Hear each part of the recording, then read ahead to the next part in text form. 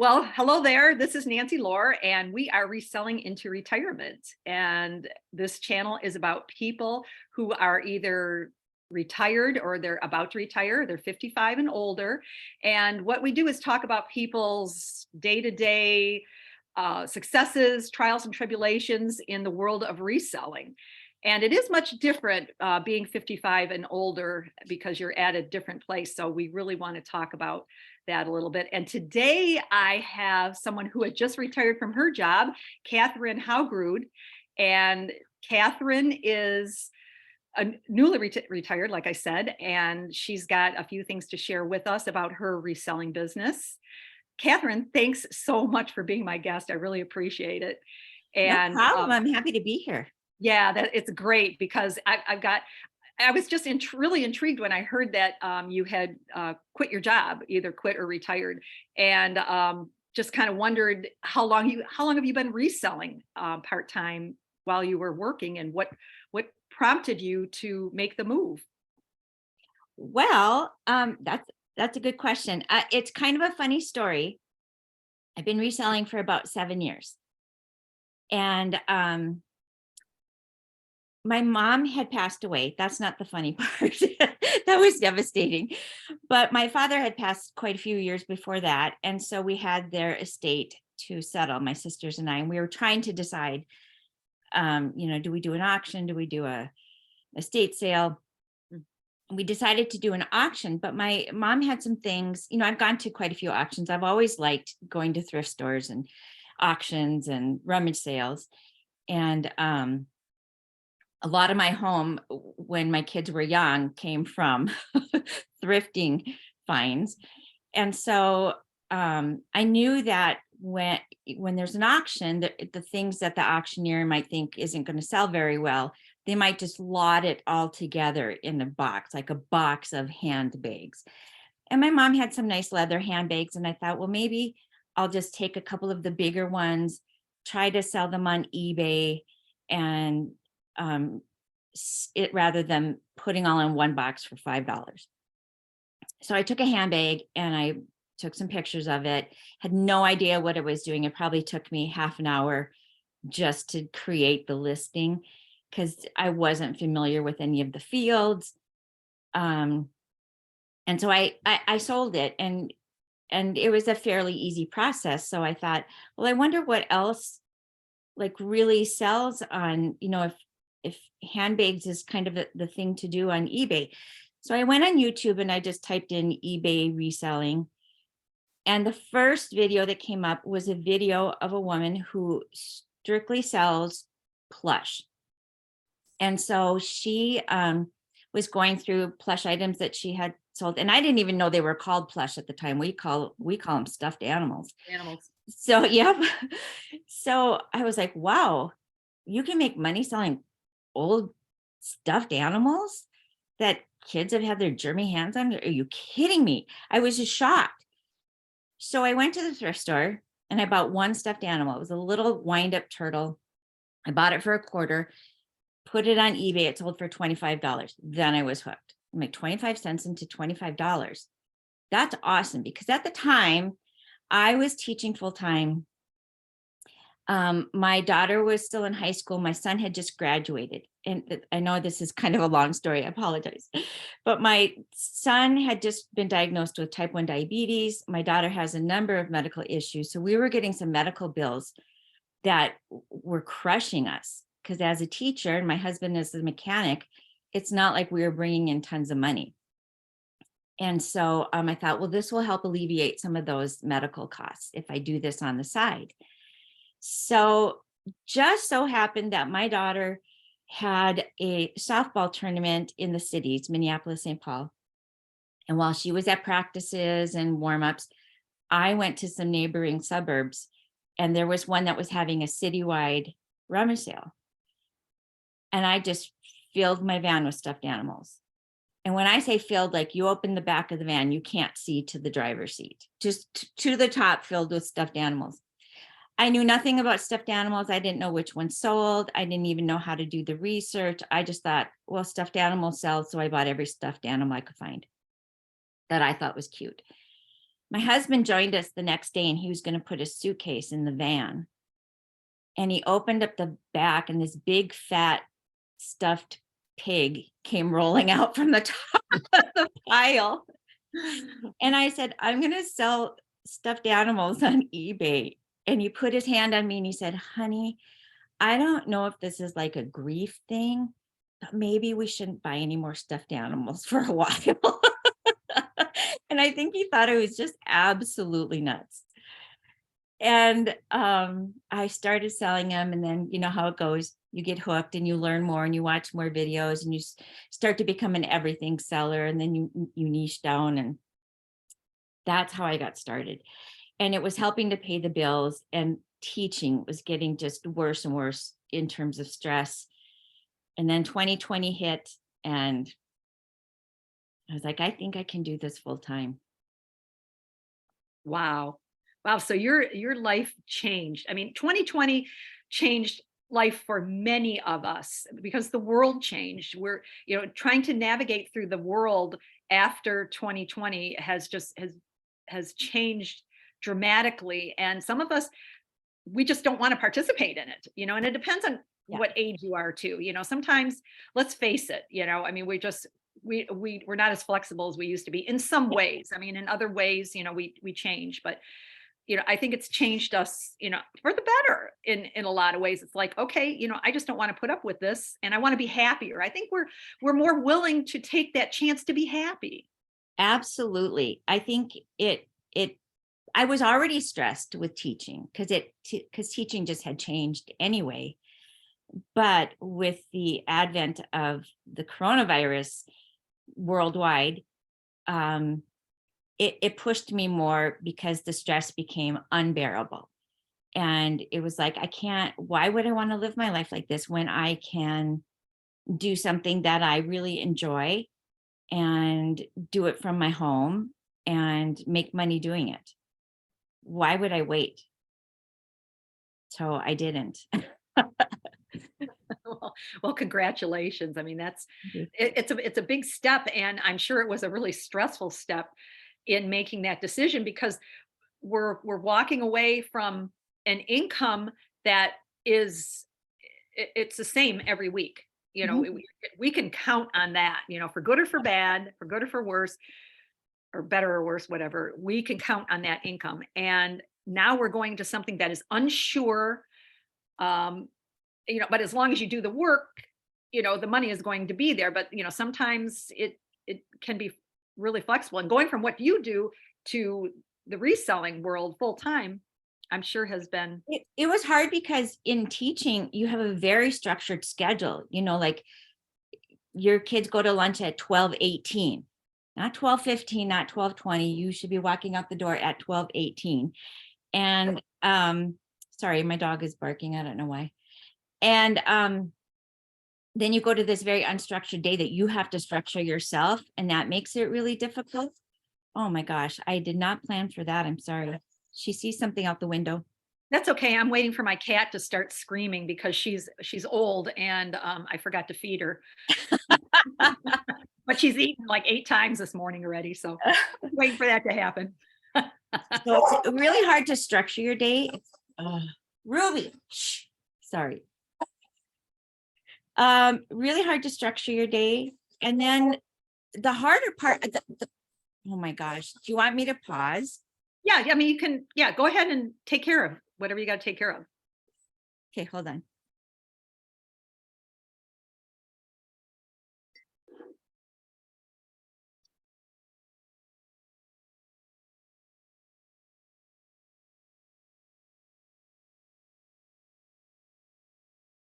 This is reselling life.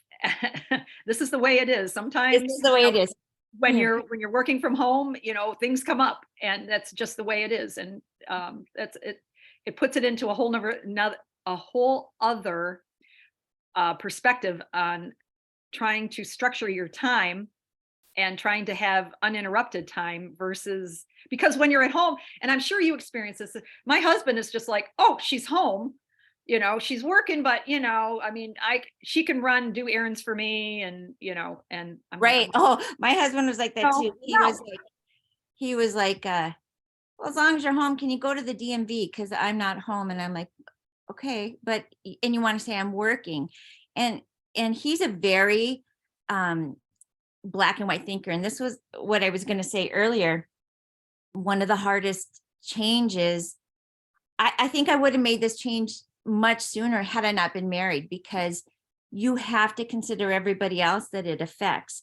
I would have jumped off the cliff sooner because it would just affect me. But when it affects your spouse or your children, you have to, you're just more careful. You're less likely to take the plunge because you're worried that it's going to affect them negatively if you don't do well. You know, I can handle not doing well myself, but I don't want to hurt my family. So, on the other hand, I needed to convince my husband that he was not going to have a happy life for the rest of his life if I did not quit teaching, and I just couldn't be that sad, depressed, anxious person anymore. Life is just too short. And when the closer you get to retirement, the more you realize how quickly that time goes. And you can't take any of those days for granted. So That's so true. And you kind of brought up a point roundabout, being a woman. I'm the matriarch of my family. I'm the oldest child. My parents are deceased, so I'm the matriarch. I'm like in charge, and I never even wanted to be in charge, but yeah. it's just the way it is. I'm the one that everybody schedules holidays around and festivities. I was always, because I live so far from everybody, and I don't know if you experience this, but my family life revolves around me. And in the reselling area, I mean, I wanted to take some time and to just focus on reselling hard for a few years until I get to a certain point. Well, I'm in transition with that because my family's now, it's the holidays and they're not really letting me. So why can't you take a few days? I can't understand, which I can. I mean, in eBay, for the people that are watching this that don't know, there's what they call a draft bank, and you can list things, you can put it in a draft bank, and then you can launch it later on. And that's what I'll do. It'll take me, a couple minutes to do while I'm out of town, great. But it's good. And I am grateful for that draft bank, but it takes some preparation, It's helpful, and it takes extra time, and you have to you still have to answer questions or send offers or make sure your promotions are up. There's a lot of more detail than just, I take pictures of something and sell it. It's just more complicated than that, which is hard to explain to other people. Oh, it is. It's not a 9-to-5 job. It's not a 5-day-a-week job. It can be once you get to a certain point, but it's a lot of work, but it doesn't always feel like work. Shopping in thrift stores doesn't feel like work. Interviewing with you doesn't feel like work. And I don't mind the interruptions of a barking dog or the UPS man, because I don't have to ask permission from anybody to go to the door or go to the bathroom or things I couldn't do as a teacher. I don't have to ask. If I'm sick, I can just go take a nap and make myself better and then get on with the day. I don't have to do all of the lesson plans ahead of time to take a day off and prepare for somebody else to teach. It's wonderful. Yes, and there's so many people who are in the same position as you, people who have been teachers for many years, and maybe not even teachers, along with teachers, but people need something to look forward to. I mean, I don't care if you're 25, 55, or 85. We want to get up in the morning and we want to know that we're part of something that we can be excited about, and whatever is important to us, we can design this around our lifestyle, which is crazy good. And you can't do that with a job. They tell you how you have to perform. They tell you what they expect of you. And you wake up in the morning when you're a reseller and you're working for yourself, and the goal is, for me, the goal is, to get to a certain level, but you just decide what that level is. Yeah, and I'm with you. We've met with our financial advisor. We're good in terms of how much money we'll have for retirement, but we're not of a retirement age yet. So there's this kind of gap between my full-time job that I quit and my actual retirement time that I have to fill in with an income. And it's maybe 5 or 6 years. So I'm not looking to build this into this huge business where I'm going to hire other people and, you know, um, get a warehouse and everything else. I'm just looking at it as enough income to pay the bills and then some until I can retire.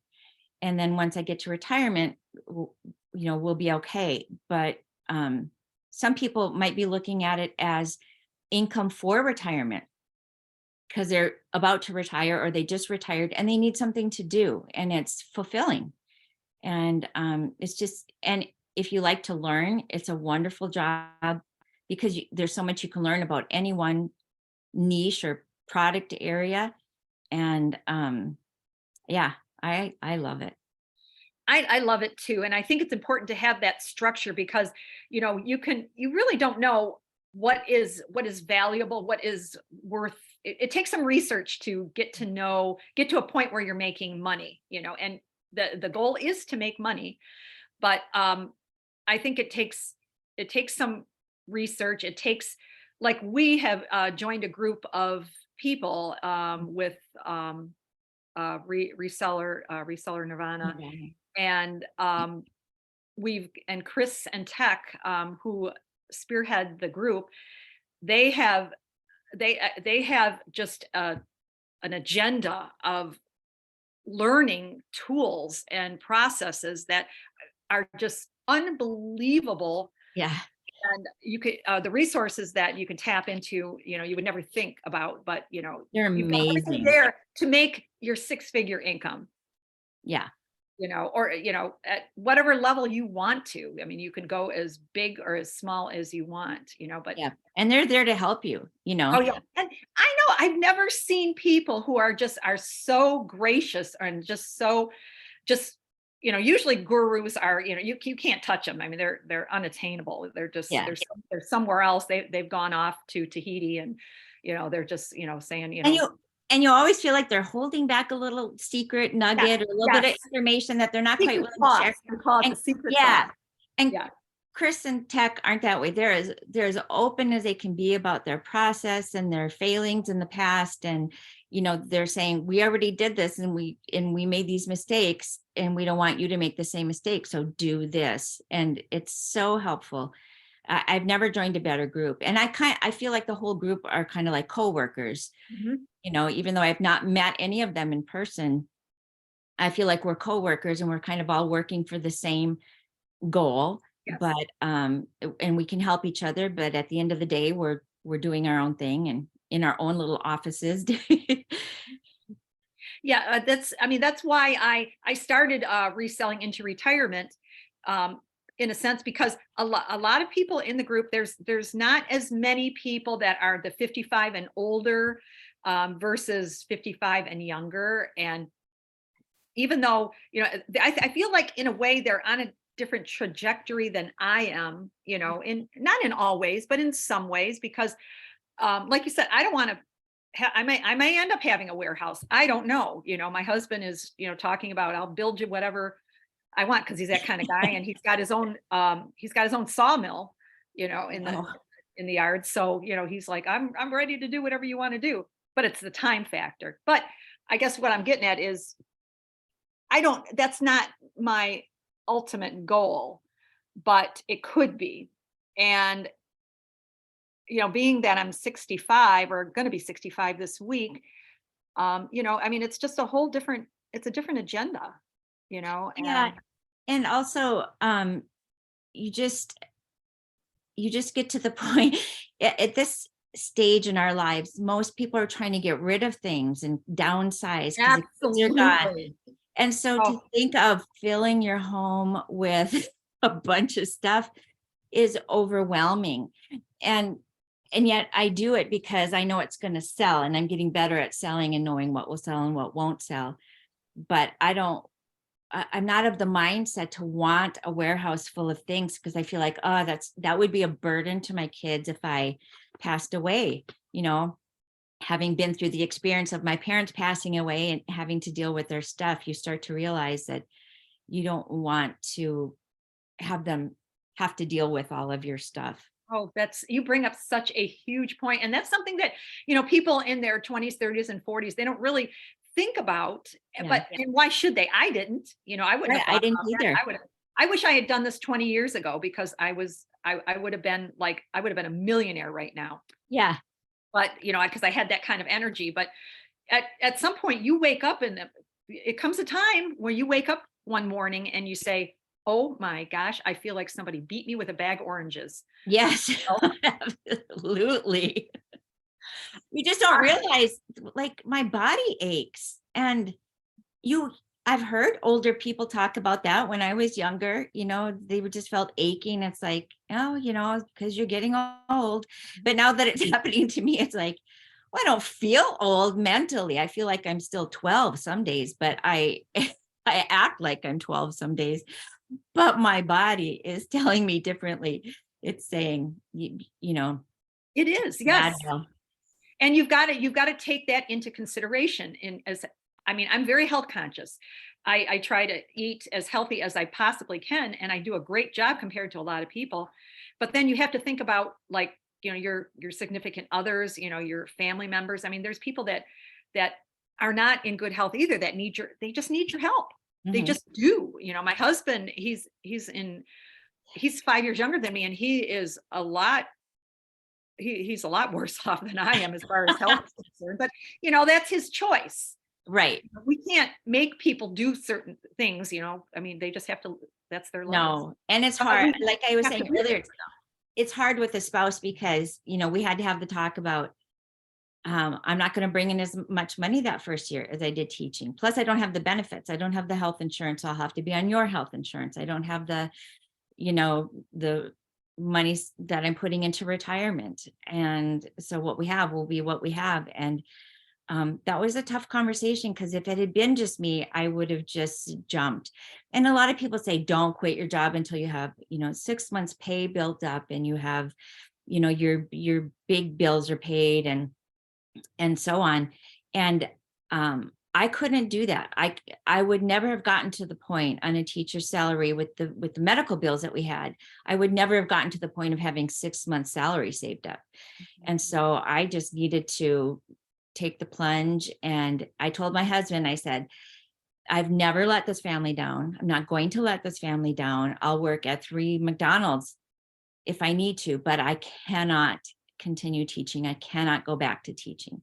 Now, I did take a leave of absence in teaching, which is, if you are a teacher and instead of retiring outright, if you take a leave of absence, you can technically take one for up to 5 years, at least in our district, which means at any point in those 5 years, if I want to go back to teaching, which I don't, I could go back to my district and say, I'm coming back, and they have to take me back at the same salary I was at when I left. They don't have to put me in the same classroom or at the same grade level or with the same subject. Whatever I have my license for, they can put me anywhere, but they have to hire me back. So I told my husband I would do a leave of absence, so I kind of had that cushion. I have no intention of going back to teaching. And I'm on my 2nd year leave of absence, but and there have been some tight times. I'm not going to lie. There have been some times when my husband has sat down and said, you need another job. And I'm like, I promise it's going to get better. It's the first year. The first year is going to be tough. I'm learning, I'm getting better, I'm niching down, but it was very difficult to explain some of that to him, because he doesn't really know everything that I do, because he's at his job. And so I said, you just have to trust me. The bills are getting paid, barely, but they're getting paid. And now, I'm going to grow from here. So. Yeah, that's huge. That the whole aspect of just taking that leap of faith. And that's what it is. It's a leap of faith, because you know that you're going to be happier. You know, you just can't continue on with life at that point, the way you're continuing on with your job. And convincing others, and sometimes they may not see what you see, and they don't have to, Yeah.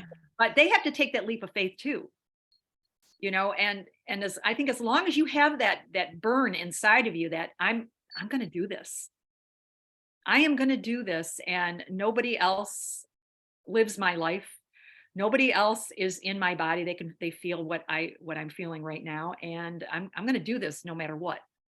And they just need to believe in you. Yeah. And if my husband came to me under the same circumstances and was absolutely miserable in his job, I would be like, what else can you do? Well, I don't want you to be this miserable. Let's figure this out, because you support each other. That's important. So, Yeah. and some people have that support from their spouses and some don't.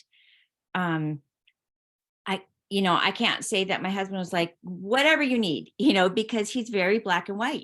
You stay in the same job until you retire, you get the gold watch. And, that's how he was raised. And so he's not the type of personality that just takes big chances. And I am much more the type of personality that takes big chances. And so it took a lot of convincing, but he understood. I mean, he could see how miserable I was. I was overweight. I was stressed. I was crying, coming home from work crying. I had a hard time getting out of bed to even go to work. And I love teaching. I loved the kids. I love teaching, reading, and writing, and have loved it ever since I started. My parents were both educators, but there were just so many changes in education that made it impossible to do it anymore and be healthy. And I have an identical twin sister.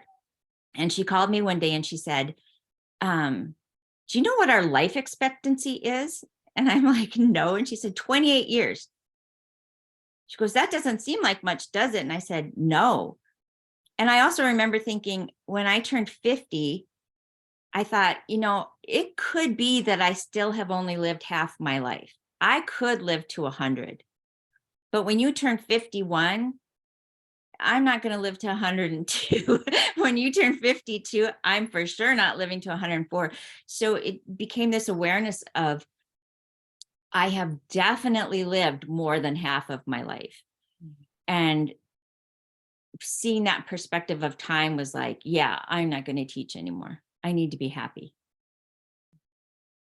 Yeah, it's yeah, there's a lot to consider, and this getting old stuff is not easy. That's No. is not easy, no matter what anybody says. It's there. You have a lot to consider, and many of us have aging parents. I mean, my parents have passed. My mom's been gone about 7 years, and my dad's been gone longer. But I think you 79. Yeah. you had mentioned earlier when we were talking that you had a friend that her Oh, parents passed, and yeah. So my best friend has worked from home. She was, raised her kids and didn't have a job outside of the home. And she just assumed that when her kids were of the age where they were kind of creating their own families and moving on up and out of the house, that she would be taking care of her parents, because they had her when she was a little bit older. And then during COVID, one died of cancer, and 2 months later, her other parent died of COVID. And so all of her plans for traveling and taking care of them, being with them and helping them, were out the window. And so she finds herself now in this big empty house. Her husband works full time. And she called a few weeks ago and she was like, I need to do something. Like, there's just so much house cleaning you can do. She doesn't have any grandchildren yet. She has grand dogs that she takes care of. Ruby, please. Sorry. She's crying. that's part of this. Yeah. Hold on. So anyway, I said, you need a hobby or you need a job, or it's, what are you passionate about? And she had to really think about that. And she has to try to figure out now what to do with her life so that she can feel fulfilled, because she feels like she doesn't know what to do with herself. And she doesn't feel like as much of a useful member of society as she'd like to. Yeah, and that is such a huge thing. A lot of times, I know we were talking about this earlier. A lot of times we connect a monetary value to what we are doing, especially if we worked all our lives. We want to still feel like we're a productive member of society, and I don't know why we gauge that on the money that we bring in, but we do, and I do, and I will always, until the day that I die, I will always be bringing in money. I have like probably 12 streams of income, but I've Yep. really got a niche down, but when you live in an area like I do where there's nothing, I mean, you gravitate to whatever it is that can make you money because something else can be gone the next day. And I guess that's not a bad thing, to No. to think about. But you do, and that's where reselling, like a hobby, can turn into a reselling situation. There could be a monetary value to that, and that's great for people that, and see, a lot of times, we take on jobs. I mean, that's just how we were at this age. We were, I mean, okay, I'm going to be a teacher, I'm going to be a salesperson. You I'm pick going one thing. You pick one thing, even though, in what I've done for many years, I've picked 8 things, which kind of drives me crazy, but it's okay because I have a passion for many different things. But a lot of people, like I used to work for a major defense contractor years ago, and I saw people that were in that would have a military career. They'd go into the military and that was like during, like Vietnam, just that kind of lets you know how old, Wow. like they would get it, be recruited at 18 and put 20 years into the military. Yep. At 38, just before 40 years old, they'd come to work for my company, a major defense contractor, and they would spend the rest of their years, until they were 65. I mean, they would be working 40, 60 hours a week, maybe more, and retire and not have any hobbies, and they'd be dead in 6 months because a lot of them had nothing to look forward to. And maybe that's Yeah. not the reason they passed, but I saw that happen more than I didn't see that happen. And that was Isn't kind of that like, sad? it is sad, but it's something that people just do. They are at one job. Like you said, your husband is very black and white. Many people our age are very black and white. Mhm. And we don't live in that world anymore. We really don't. And, I'm a lot like you. Like when I started college, I declared 7 majors because I just liked them all and I wanted to learn them all and I wanted to do them all. And, I've always had extra jobs along with my full-time job because I like keeping busy and I, wanted to bring in more income. So I'm less that way. But, doing this job and only this job has reminded me that at this stage in my life, it's okay to only have one job, which I haven't had only one job for decades. And, as a teacher, I always had another part-time job plus raising your kids, taking care of your family.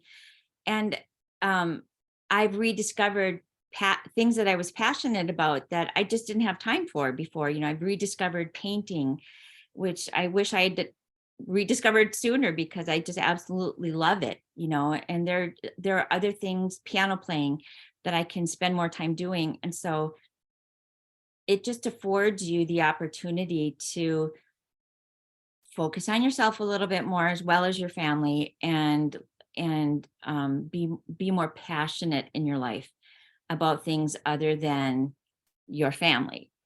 Things that I don't want to leave this world and have people say at my funeral, oh, she really spent a lot of time in the kitchen cooking and baking. No, I want to leave something else. I want to leave a painting that they can look at, or a photograph where they say, remember how she always, just loved to laugh, or whatever. I don't want people to just talk about what I did for them.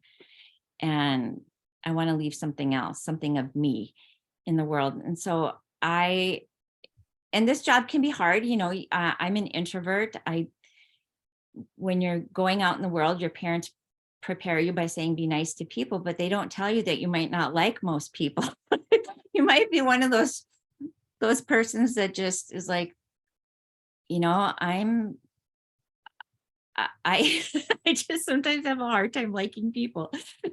I'm a person. I have a hard time liking myself sometimes. But I get drained by a lot of people, and I find my energy in my alone time. So and that's what an introvert is. And so I didn't have a hard time adjusting to that from the classroom. The classroom just drained me because it's constant people, constant noise, constant interaction. I would come home so tired from that. And I don't crave that. I crave my alone time, even though I'm alone most of the day. I just don't mind it at all. So that's an adjustment that some people would have to make if they're those very social people that, Yes, I understand. Because I was an extrovert. In some ways, I still am.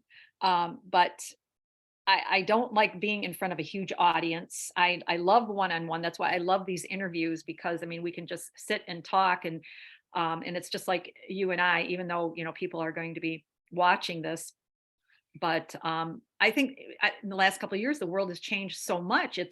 And plus where I live, I think it's forced me to be an introvert, because for me to leave the house, it costs a lot of money. The price of fuel, yes. gas in my car, overnights, everything's an overnight. It seems like to get to any place, it's at least 2 hours. So it's a 4 hour round trip, Wow. and I jump in the car and I just take off, and that's why I think years ago I should have gotten into reselling, and I don't know why I didn't. I didn't really understand that it was out there and how well you could possibly do. I could have cleaned up, but I didn't. And it is what it is. But Kathryn, I wanted to ask you, what is it that you do sell now? Well, in the group that we're in that reseller Nirvana group, they want you to niche down to one thing. So you get really, really good at it, really familiar with it, exactly what you're looking for when you're, sourcing. And I have niche down, but I kind of need a category that's not like, I I'm not an everything seller, but I'm not an only one thing seller. So I sell clothes, but I don't sell all clothes. I don't sell men's pants. I don't sell dresses and skirts. I don't sell children's clothing.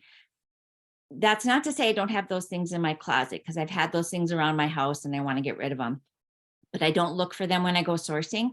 But I also sell vintage items. So I sell vintage pottery and glass, vintage linens, vintage clothes. And so I kind of need I'm not an everything seller, but I'm not an only one thing seller. I need a label for that middle ground, because I've had everything, I've been an everything seller when I first started. I don't sell plush anymore. I don't sell electronics, because as you do this, you start to find out what you're comfortable housing in your home or your garage or wherever you have your business. You find out what you're comfortable packaging. And so it's not just what you like to sell. You have to think about, what does it cost to ship it? What does it cost to store it? Do I have the space for it? Do I enjoy finding it? Is there enough of it for me to find and sell? And so you just start to narrow down what you're interested in. But I like selling all of the things that I sell, because because I like to learn, and I like to learn. There's not as much to learn about clothes as there might be Italian glass. So I find that interesting. Yeah, it is important to niche down. I see the value in doing that, and I'm currently in that same space of trying to niche down. But it is difficult living in a rural area, and it's like, okay, so what's available? What is available in abundance that I can sell and still niche down in Right. a category, so I'm learning that, and I think that journey for a reseller is something that it never ends. You're constantly refining yourself, and that's what I like about this too. It's the whole process of becoming better at what you do. I like that. I like that Yeah. feeling. And it's a Constantly. personal journey for every reseller. It's just a personal journey that you have to kind of navigate on your own to find out what you really like and what you don't. Some people love selling vintage linens, and other people, would no more pick up a doily or a tablecloth than than, a big old tool. So there, everybody has their likes and dislikes, and it's not going to be a fun job if you're shopping for things that you hate shopping for. And plus you got to think about how you're set up to photograph these things to be able Yes. to take appropriate pictures so that people can know what they're purchasing and can look at it and say, and not have any questions. I Yes. think the goal too, is making sure something's crystal clear before they buy it. Considering the fact that if they actually look at the pictures, because a lot of them don't. Yes. A lot of them I get don't. questions all the time, what's the pit to pit measurement? Yeah.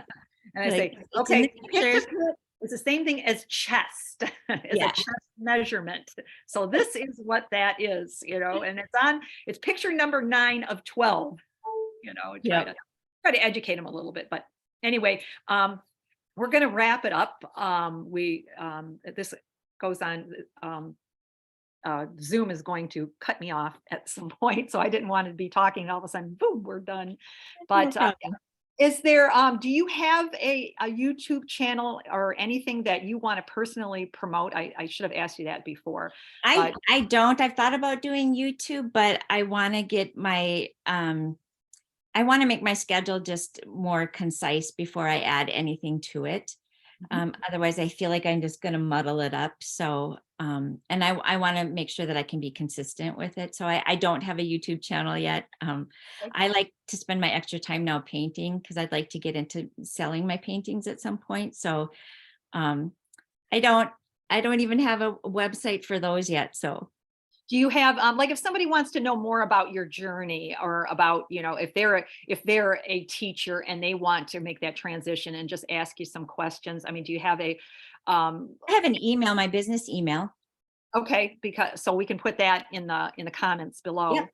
And so that they can reach out to you, because some people, some people just want to, they don't know where to start. And if they know that you've done it and you're on that journey, it's refreshing, just to hear how you are managing Yeah. that. I would Um, absolutely love to help Okay. teachers get out of teaching if that's what their plan is. Yep. Great. Well, thank you so much. This has been great. I've had a lot of fun. And check out the comments below. We'll have all that information in there. And please smash the like button if you like what you've heard. And I strive to bring more content to you on a more consistent basis in the future. And with that, we'll see you next time. Thanks so much again. Thank you.